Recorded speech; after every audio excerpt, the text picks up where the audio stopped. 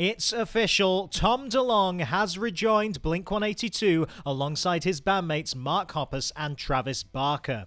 The guys will embark on their first tour together in nearly 10 years, hitting North America, Europe, Australia, New Zealand, and beginning with their first ever shows in Latin America. Plus, brand new music is on the way, with new single Edging. So, after years of speculation, how did we finally get here?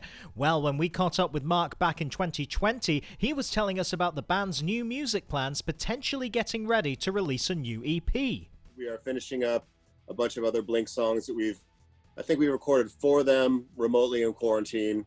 A couple of them we had from before, and I don't know if we're gonna write more or not, but we're trying to get an EP of like somewhere between 7 and 9 songs out in the fall. Hopefully that's what we're working towards anyway. Mark and Travis had been working on the music with producer John Feldman, who worked on both California and 9. I think 9 was an experimental record that, I'm really proud of being part of that album, and I think with whatever's going to come next is definitely more roots for them. Matt Skiba had also recorded his parts for the tracks remotely. It's Blink, but it feels like not a departure, but a progression. The songs are, I think, pretty interesting. However, work on the project was understandably halted as Hoppus shared he was receiving treatment for cancer in June 2021. While work on Blink was paused, Travis continued to collaborate with other artists, including Avril Lavigne and Machine Gun Kelly, on his Tickets to My Downfall and Mainstream Sellout albums. Matt, meanwhile, headed out on tour with Alkaline Trio, who were also hard at work on new music. At the same time, Tom DeLonge returned to his Angels and Airwaves project with new music and a US tour, which saw him playing several Blink songs in the setlist, including acoustic takes on I Miss You and Aliens Exist. The Aliens Exist song was interesting because I don't think I was doing it in the beginning of the tour, but during the tour, the US Navy came out and mentioned that UFOs were real, and they mentioned my name.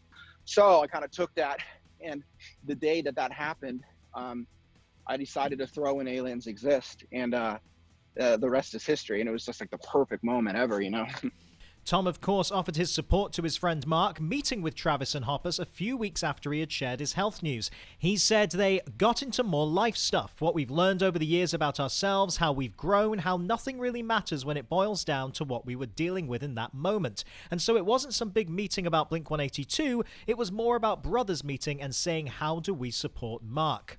Hoppus added, it was the first time all 3 of us were in the same room in like 5 years. It's actually better than it used to be. There was no agenda, there was no lingering grudges. It felt very back to what it should be. 3 friends sitting in a room. Tom later spoke with us around the release of the Angels and Airwaves album Lifeforms about why he thinks Blink connected so well with their fans in the first place. I think the people connected to the reality of what we were, which was the whole package was we all came from really disturbing, broken families.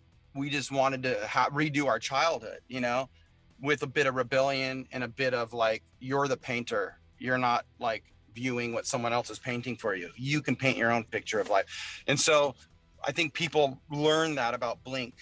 As Mark's health thankfully improved after a successful cancer treatment, he spoke about what's next for the band, saying, I keep writing music and I'm open to whatever the next phase of Blink is. I'm hopeful for the future. Rumors began to spread that reunion may be on the cards when Tom posted a photo of Blink on social media and added the band to his Instagram bio, but Mark insisted there was nothing to report, saying, if and when Blink has any announcement about anything, you will hear it here or from the official Blink-182 outlets. That day arrived in October 2022 as the band changed their social images to a black header and deleted all images from their Instagram account. Billboards featuring a new band logo were spotted around the world, as were a series of cryptic posters all linking back to the band's website, which was also suddenly under construction. A new band logo was officially revealed and an announcement video was released online. In a lovely piece of timing, the tour was also announced on the 8th anniversary of Tom's last gig with the band, October 11th, 2014, at the MGM Resorts Village in Las Vegas. Blink-182's tour will begin in Latin America on March 11th and will include appearances at the Lollapalooza festivals. They will then hit the US with support from Turnstile from May 4th, before arriving in Europe with Guess the Story So Far beginning on September the 2nd in Glasgow. They will then return to the US in October 2023 to headline When We Were Young Festival alongside Green Day. Australia and New Zealand dates will then begin in February 2024 with support from Rise Against. Tickets are on sale beginning Monday, October 17th at 10 a.m. local time over at blink182.com. That's your Rock Sound News Update. I've been James Wilson Taylor. We will see you again soon.